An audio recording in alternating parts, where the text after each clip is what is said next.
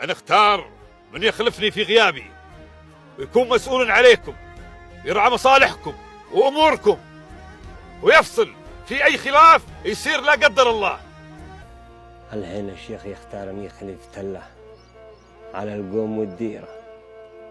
والله جيت لك الشيخ أنا عندك يا حابس، ورنه لو خبرني قبل يجمع القوم.